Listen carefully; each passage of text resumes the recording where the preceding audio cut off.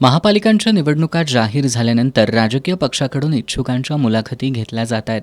मंगळवारी कोल्हापूर महानगरपालिकेसाठी राष्ट्रीय काँग्रेस पक्षाकडून आमदार सतेज पाटील यांनी 1 ते 10 प्रभागातील इच्छुक उमेदवारांच्या मुलाखती घेतल्या, तर आज 10 ते 20 प्रभागातील इच्छुक उमेदवारांच्या मुलाखती घेण्यात आल्या.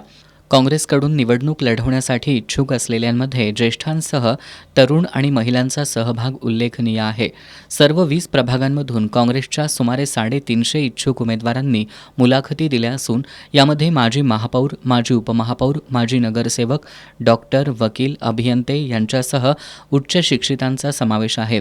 काँग्रेसकडून इच्छुकांच्या मुलाखती पूर्ण झाल्या असून आता उमेदवारी कुणाला मिळणार याकडे सर्वांचं लक्ष लागून आहे.